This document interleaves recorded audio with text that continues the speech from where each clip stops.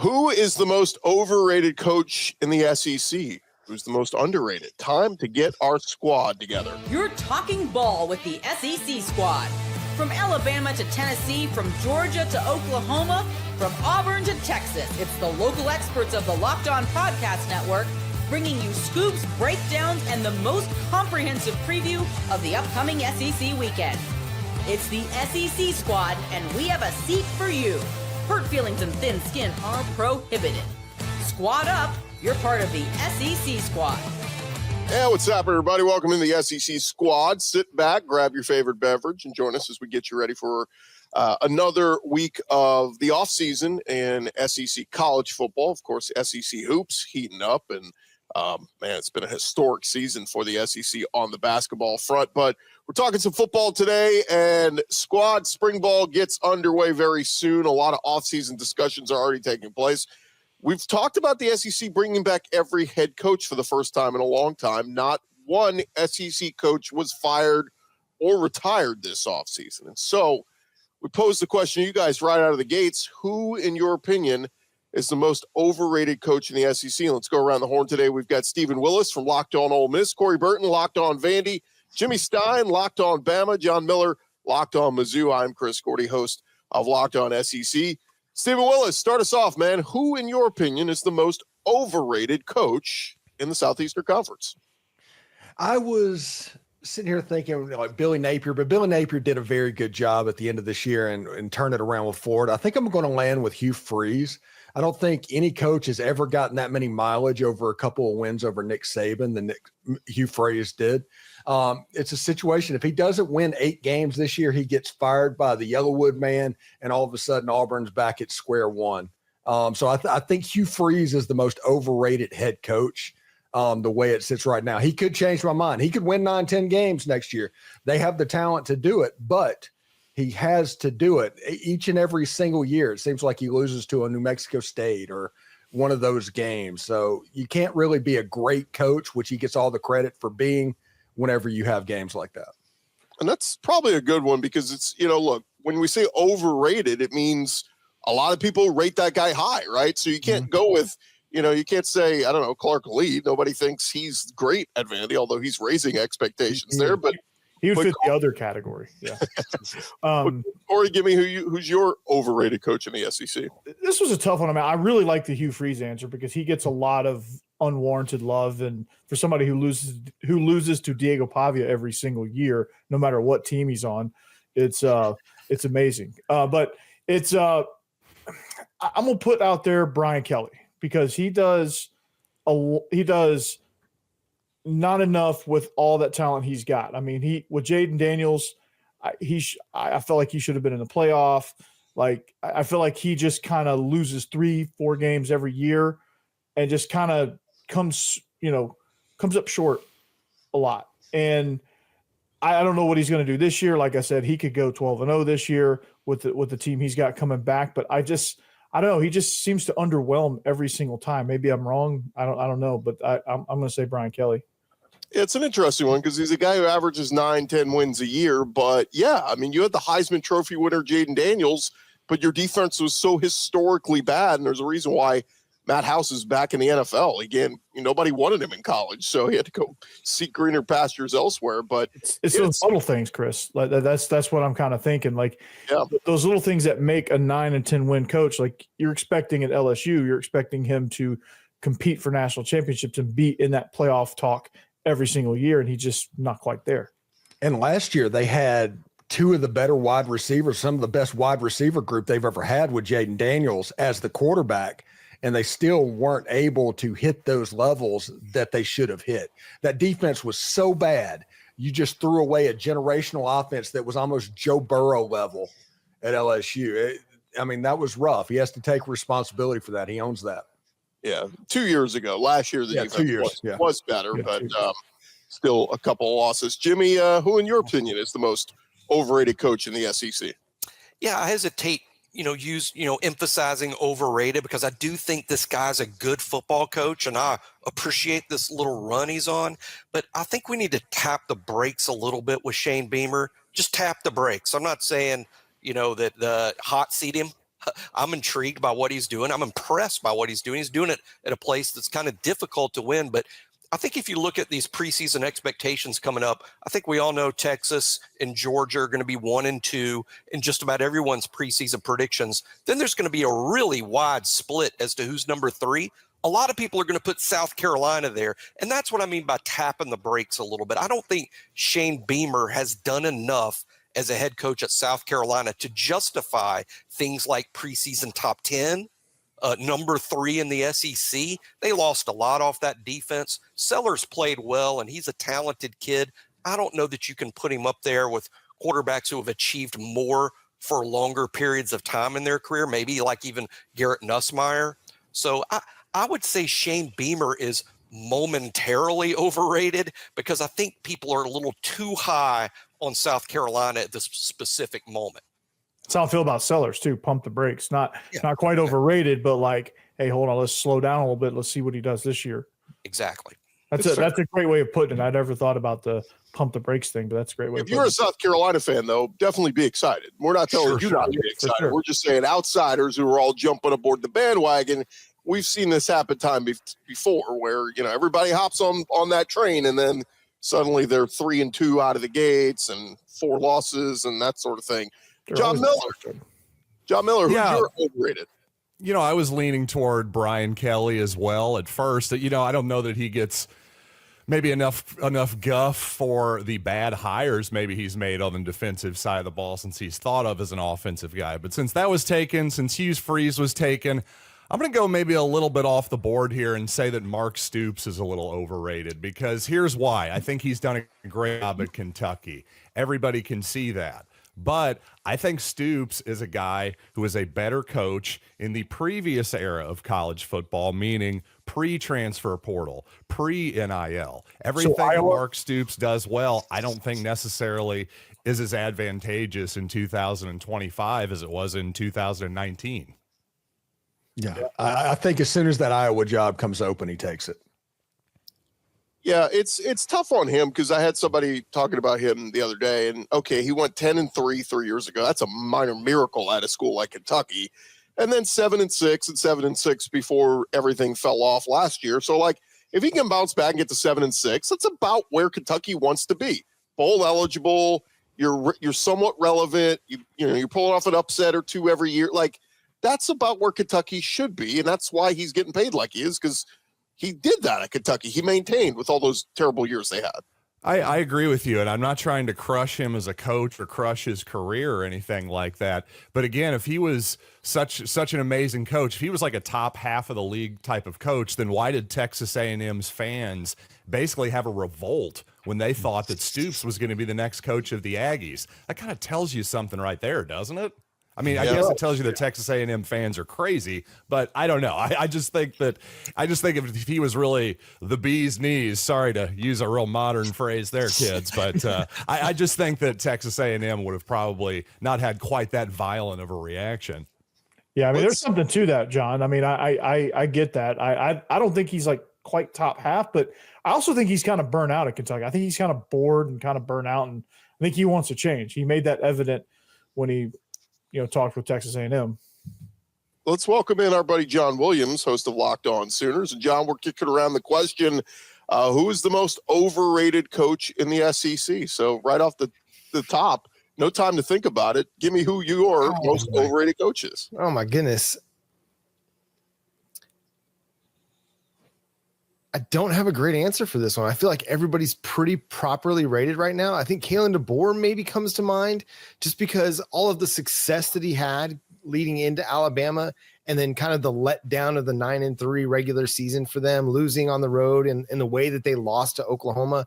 I think that makes him a little bit overrated, but I still like the coach. I still think he's a really good coach. I think just he didn't live up to expectations last year.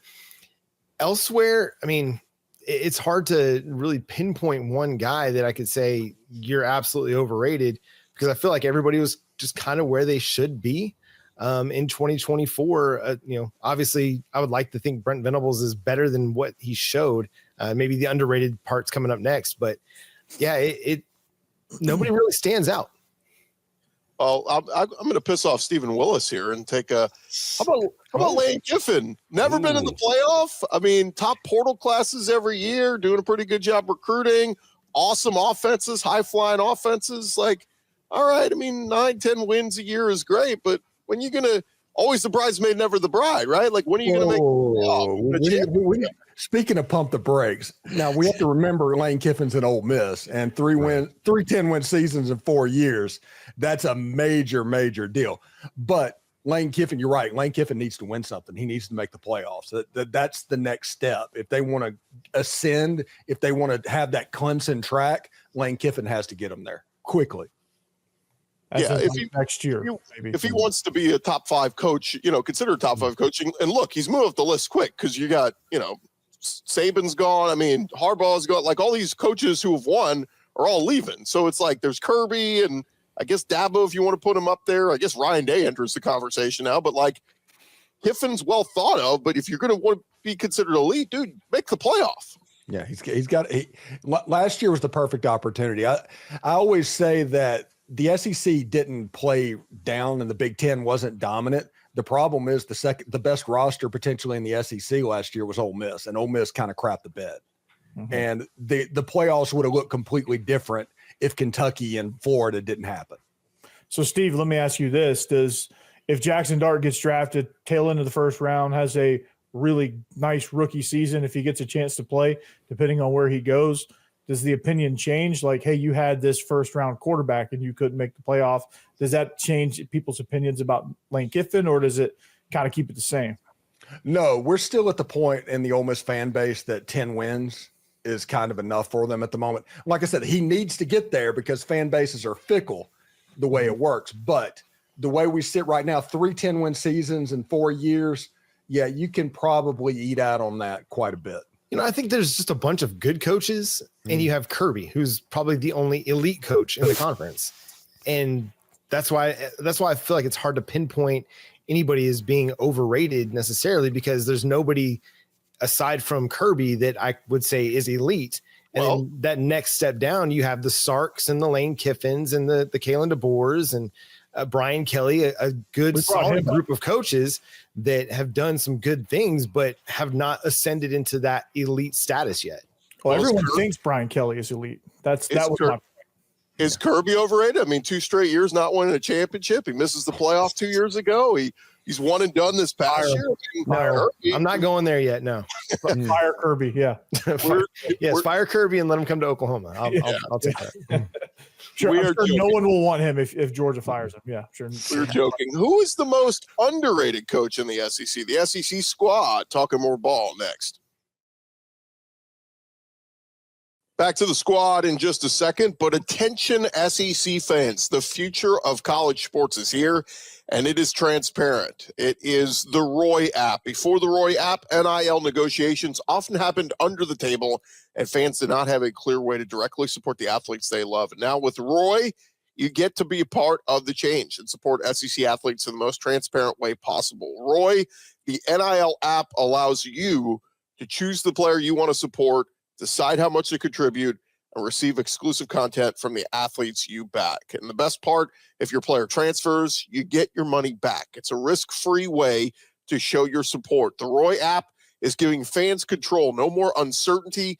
Now you can provide transparent, impactful support and help shape the team and the future of college sports with your contributions. Go download the Roy app now from the App Store and start backing SEC athletes the way they deserve, with transparency, trust, and a real impact. This is the future of college sports. Join it now by downloading Roy, R-O-Y, and supporting your favorite players. All right, SEC squad rolling along here, off-season edition. We got spring ball starting up very soon, and we're kicking around some of the SEC coaches. We already did who we think is the most overrated coach in the SEC. Now, let's humble brag. Who's the most underrated coach in the SEC? Steven, start with you. Eli Drinkwitz. You don't go to Missouri and win 10 games a year and be a bad football coach. And he doesn't get the credit that he deserves. But if he can continue this and it's a similar situation to Lane Kiffin. His next step is to actually win something. If they can do that, they will ascend to the next level of coach. If you want to get to that area that Kirby Smart lives in, you eventually got to win something. Yep. Yeah, I like that. It's been a great build for him too, right? 5-5, 6-7, 6-7, then 11-2, 10-3. Like if he keeps this up, he may not be at Mizzou much longer. Like somebody may come calling and pay him top dollar and steal him. Now, what school would that be? That will throw. Like, no, wait, which is the bigger school than? I'm not saying that Missouri's the absolute top of the mountain, but the Alabama job's not open. I know we were just joking around about it. Kirby Smart is not going anywhere. Like, what job is Eli Drinkwitz going to come take? Because it ain't Arkansas. Miami? I don't know. Miami, Florida. They already have a coach. Well, if they fire, yeah, he's going to go. Okay. I mean, I don't know. I just didn't think Miami was that close to firing their coach. I will say this and be honest. Let's say that Hugh Freeze pulls 7 wins this season. There's a chance that Auburn comes calling. Well, the interesting thing there is he has a pretty close relationship with Auburn's previous coach there, too, whose name is now escaping me at the very moment. But come on, help me out. Gordy, somebody. Gus Malzahn. Harsin or Yeah, Malzahn? well, I think it wasn't just Malzahn, but who was the one before? Who was the one after that? Harsin. Thank you. Yeah. Him and Harsin are very close. He's also close with Malzahn. I think if anybody knows how weird the Auburn admin is, it's got to be Eli Drinkwitz. Yeah. Corey, let's jump to you. Most underrated coach in the SEC. Most underrated. I think, well, I mean, the obvious answer that I'm going to say is Clark Lee, because he's flipped it around. He's done a complete 180. He's starting to kind of build some things. I think he struck gold with Diego Pavia, obviously, and struck gold hiring Jerry Kill and Tim Beck and finding that offensive identity. He also did a really good job and made a really smart decision on saying, hey, I'm just going to take over the defense myself because that's my specialty. And he got him to 7 wins on that schedule. Took Missouri, who was a really good team. They finished y'all finished the regular season 9-3. Did you win your bowl game, John? Yep. 10-3. Yep. Mm-hmm. Yeah. 10-3 took that team to double overtime. Yep. And if they don't hit that shot play to Burton, I think they win that game in overtime. There was a couple plays that if they don't happen, Vanderbilt easily could have won that game. Yeah. Absolutely. And so like things like that, like early on the season, following a humiliating loss at Georgia State, coming off of that to take Missouri, who at the time was in the top 10, to double overtime and then turning around and beating Alabama the next week. It just kind of showed you the trajectory and all the changes that he made. And maybe something clicked for him. So I'm going with Clark Lee as well on that. Georgia State, by the way, return trip to Nashville this year, the revenge game. I'm hoping it is a true revenge game and it's like 100-0. Probably not. But yeah, I don't know if Vandy could score 100 on air, but I get your point. Yeah. Well, we'll get as close as we can and maybe score 35. So, Bobby is back, man. Come on, John Williams, most underrated coach in the SEC. Yeah, I'll go with Shane Beamer. I think it was a little bit of a rough start to get going, but now he's got a quarterback that has a little something to him in Lenore Sellers, a guy that has the intangibles to lead an offense and lead a football team and make those winning type of plays that you need to be able to make to win big games. And we're starting to see a defensive identity that is developed along the defensive front with big time edge rush talent. And I think he's got that program on a really, really nice trajectory. Where it ends up, we'll see. But I mean, Lenore Sellers, we talked about Lenore Sellers in the group chat. Like a lot of people were very, very high on him in SEC circles, and he could potentially be a dark horse Heisman candidate with his ability to run the ball and his ability to throw. I mean, it's improving week by week. I think Shane Beamer has got that thing rolling right now. Interesting. One of you had Beamer as one of the more overrated, and John's going underrated. So our first coach falls in both categories. Properly rated. I don't know. We're in the middle. Jimmy Stein, who's underrated in your mind? Yeah, I'll use the same phrase I used before in relation to Beamer about pumping the brakes a little bit. And that's, Corey and John Miller made good points about Brian Kelly. I'd pump the brakes a little bit. The fact that we're discussing him as overrated almost makes him underrated to me. I think if you look at the last 2 seasons at LSU, there's a lot of reason for concern. There's a lot of disappointment. But when you look at Brian Kelly's entire career, all the winning he did even before he got to Notre Dame, 2 playoff appearances, wins the SEC West in year 1 at LSU, produces a Heisman Trophy winner. I was in a conversation recently about if you could choose an SEC head coach going forward from today forward, would you choose Brian Kelly or Shane Beamer almost everyone in the conversation said Beamer. And to me, that is so much recency bias. South Carolina perceived as hot, LSU perceived as down. I'm not so sure that either things are true. As a matter of fact, next year, and LSU beat South Carolina last year, by the way, got a little help from the officials, but South Carolina returns the trip to Baton Rouge this year. I'm just not so quick at putting Shane Beamer above Brian Kelly based on career accomplishment to this point. I think the fact we discussed Brian Kelly as overrated, and again, Corey and John made great points. True, but I wouldn't bury Brian Kelly just yet. Yeah, and all those games he won, like 118 games as head coach at Grand Valley State before he even got to the upper level. Like, people compared him and DeBoer, and I'm like, well, at least Kelly had the stops at Central Michigan, a couple of 10-win seasons at Cincinnati, and then people forget Notre Dame wasn't very good when he got there and started winning 8, 9, 10 games a year. Two playoff appearances in a 14 playoff. Notre Dame. How many would he have made if it was a 12-team playoff the entire time he was there? I'm just saying there's a lot of career accomplishment there to just assume 2 years ago he all of a sudden forgot how to coach. Yeah, and some of that also is the Notre Dame bias. I mean, Marcus Freeman's enjoying those pay off right now. Hey, we're on NBC every week, and hey, if we just win our weak-ass schedule, we get in the playoff. Awesome. John Miller, give me your most underrated coach in the SEC. Well, I'm sure listeners want me to say Eli Drinkwitz, but you know what? Steven did a hell of a job making that case already. So you know what? I'm actually going to say Kaylen DeBoer, because I think after one season, again, speaking of recency bias, Jimmy, I think Alabama fans and fans across the country have already decided that, oh my God, 1 9-3 season means, and one bad t-shirt means that Kaylen DeBoer must be a terrible football coach now.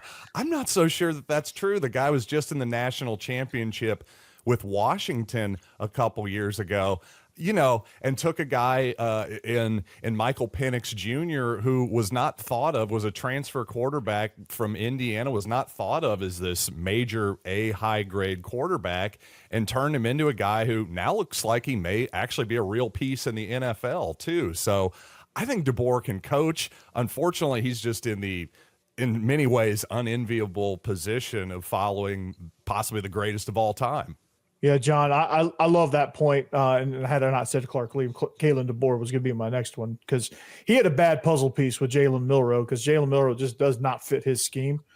And I think once he gets his guy, like once he gets the next Michael Penix, who's a kind of a quick game distributor, get the ball out quick, run the offense like a well-oiled machine, I think he'll be just fine. Corey makes great.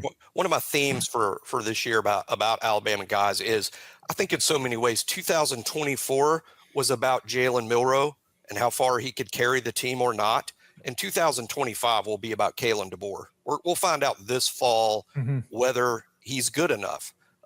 Most of the roster will have committed to Kaylen DeBoer, chosen to stay and play for Kaylen DeBoer. This is Kaylen DeBoer's team, not Nick Saban and Jalen Milroe's team, which was kind of the case last year. Yeah. By the way, Alabama has one of the best home schedules for season ticket holders next year out there, with Oklahoma and LSU and Tennessee.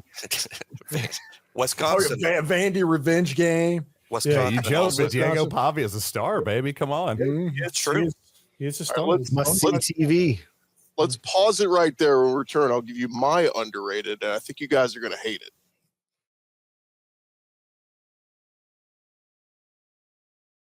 The SEC squad rolling along here, and we were kicking around before the timeout, most underrated coach in the SEC. And guys, I'm going to put a guy who was 40-12 in his previous stop as a head coach. Now, things have gotten off to a rocky start, but that's because the schedule has been absolutely freaking brutal. And I think Billy Napier at Florida, he's got the train on the track now, 6-7, 5-7, 8-5.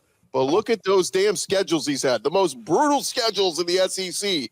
He's got DJ Lagway. Schedule's still tough, don't get me wrong, but I think Billy Napier deserves a little bit more credit for how he turned that thing around at Florida last year.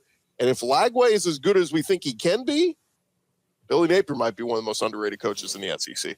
Florida beating Texas this year is absolutely a possibility. Mm-hmm. Yeah, I got to, as much as it pains me to do it, I've got to give Billy Napier his credit and Florida credit for turning that thing around. And yeah, I'm impressed by how he finished, but I don't think the Philadelphia Eagles want any part of that schedule. You know, their schedule is absolutely brutal. Again, all it's done is flip road home. It's really, really tough. Yeah, Very anytime true. you can coach yourself off the hot seat, it's a pretty darn good job. We'll see if he can keep himself off the hot seat in 25. Let me throw one other name out there that maybe we didn't bring up an overrated or underrated, but go look at what Tennessee was with Butch Jones and Jeremy Pruitt and what Josh Heupel has done there. Oh, he's just won 52 games in the last couple of years there. Like, he has brought Tennessee back. I think Heupel deserves a little bit of love. I agree. He does. I don't know that he deserves overrated or underrated. I think He's a good coach. Just rate it. He's just rated. Yeah, It's pretty properly right where he rated. needs to be. He's a good coach. Done a great job. Needs to advance a little bit, get past some of these, like that Ohio State game, games like that. But I think he's a great coach. If he makes the playoff again, he'll be viewed in a really different light. Mm-hmm. I think you could easily make an argument for him as number 2 behind Kirby Smart. To me, I think that highly of Heupel for sure. He's definitely a top 4 coach in the SEC, in my opinion. For sure. Whether he's not, he's not 1. I don't know if he's 2, but he's right there. And again, I think a lot of Oklahoma fans, if Brent Venables were to move on, Josh Heupel would be a name at the very top of the list of somebody they would want to try and poach from another program. I might be able to root for him again. That playoff route though at Ohio State, that's fresh in my mind though. I can't get that out of my life. That's a tough one, man. And you got a Why young is quarterback Oregon that's not playing getting the against. same hate? I mean, that was one of the best defensive lines maybe in all of college football. I mean, those dudes were incredibly good. And that was just going to make life difficult for everybody. And we saw it throughout the playoff. Nico was just a young quarterback, I think a little bit gun shy at times. And if you're gun shy against that defensive front, you're done. Yeah, that environment, that team was jacked up beyond any level I've ever seen. Ohio State energy levels, freshman quarterback, already a poor decision maker when pressure's in his face. Just not a recipe for success there. Let me ask you guys this. If we were buying stock on a coach heading into next year, and I said this coach has to improve on his win total from last year to this year, would you take Brent Venables, who won 6 games last year, prove on that? Or would you take Mike Elko at A&M, who won 8 games, but didn't finish very strong? You can't take Texas 8-4. Yeah, I'm taking Venables all day. They just got Arbuckle and John Mateer. I'm very high on Mateer. I'm with you. So Those additions on the offensive side of the ball, not just the quarterback, but bringing the offensive coordinator with him. I think that shows some real, humility from Venables, self-awareness, something. So I'm not saying it's definitely going to work, but it seems like it's got a chance to work better than it did last year for sure. Yeah. Oklahoma has a better chance to improve their record, I think, than A&M does. A&M going from 8-4 north seems less likely to me than Oklahoma moving up from 6-6. And it's all because of the quarterback. I mean, you got Marcel Reed versus John Mateer. I'm taking Mateer all day, every day in that. I think we're all on the same page here. I'm so glad I don't have to be the homer here. That's fantastic. I mean, I also think that Brent Venables is going to improve from 6-7. I think this is a team that is going to have another really good defense. If they can just answer the question along the offensive line, I think the offense is going to cook too. I'm taking Jeff Lebby off the board because look, he's got to win some games there. They got to figure that out. And I'm taking Mark Stoops off the board. Who's most likely to get fired this year? Would you go with Venables or would you go with Hugh Freeze? Hugh Freeze. Boy, I think if Freeze doesn't win 8, he gets canned. I'll go Freeze too because I'm the Alabama guy. Of course, Freeze. Yeah. Because I think if Venables gets to 8 or 9, I think he's safe. But he's got to get to 8 or 9. Oklahoma's administration, particularly Joe Castiglione, their AD, who's been around for decades and decades, they're just a lot more stable than Auburn. So I'll always go Auburn if I get just in a blind taste test situation there. That's like the first time stable and Auburn's ever been mentioned in the same sentence. No, stable in Oklahoma is what I'm saying. I'm saying that, Auburn's the opposite of stable. Yeah, Auburn's the opposite of stable. I think 7 wins, 7-5. It all depends on how it looks, right? Like if Jackson Arnold looks good, but the defense is a little leaky and they lose a couple close games by field goals, but you're 7-5, I think your arrow pointed upward still. You're like, oh, okay, we're close. Because remember, they played a lot of close games last year. Four losing seasons in a row over there. I mean, 7-5 might be looking, pretty good to them after 4 losing seasons in a row, and they should be better. I mean, I disagree with any take that has them in the top 12, top 15, like I've seen in a couple of preseason rankings, but they should be an improved team. But I like Oklahoma improving more with Napier. I think Napier is just better than the Jackson Arnold that we've seen so far. Auburn opening at Baylor. Their season could be a loss. Is Dave Aranda still there at Baylor? Yes. Just got for some reason I thought he got. Yeah, I thought he got blown up by LSU in the Texas Bowl. Another coach that coached himself off the hot seat last year. And they had a pretty decent portal haul too. Yeah. Baylor would be kind of a fun sleeper pick in the Big 12, where frankly anybody in that league could win it next year. They found their quarterback last year, and that made all the difference. Once they got their passing game going, they were cruising. He's the highest returning QBR in the country is Sawyer Robertson. Texas Tech's found that landman money too. Watch out for them next year potentially as well. One more question for you guys on the way out. You could put your money. I'm giving each you $1,000. You could put it on one of these coaches to make the playoffs next year, but you can only choose one. Is that a promise? Well, hypothetical. Brian Kelly, Kaylen DeBoer, Lane Kiffin. Who are you taking? Ooh. Brian Kelly. Question. To make the playoff. Only one of these coaches can make the playoff. You put $1,000 on him. DeBoer. Brian Kelly. Lane Kiffin. I'll do it. Kaylen DeBoer. I'm going to go Lane Kiffin too. I'll go DeBoer because he gets Brian Kelly at home. But even as the Bama guy, I had to stop and think. But I think I'm changing my mind. I'm going DeBoer too. Jimmy, I think Bama, they might miss the playoff in this year, but they are going to be absolute hell next year. Jimmy, I think Keelan Russell is going to be the big guy. As a true freshman, he's going to take his lumps this year. And as a sophomore, he's going to be really good. Yeah, I think Ty Simpson will start out as the quarterback, but Keelan Russell will be the most popular player on the team with the fans. And Ty Simpson won't have the Jalen Milroe leash from a year ago. Ty's going to have to play well every week to keep it because there'll be a lot of eagerness to see Keelan Russell. Guys, great stuff as always. Appreciate the squad huddling up and getting together. And thank you guys for making us your first listen every week. No matter what you're checking out, remember to follow and subscribe. Your favorite SEC show will be covering your favorite team throughout the offseason every day. And don't forget, I'll have you covered with the entire conference covering Locked On SEC, part of the Locked On Podcast Network, covering your team every day. We'll talk to you guys next week.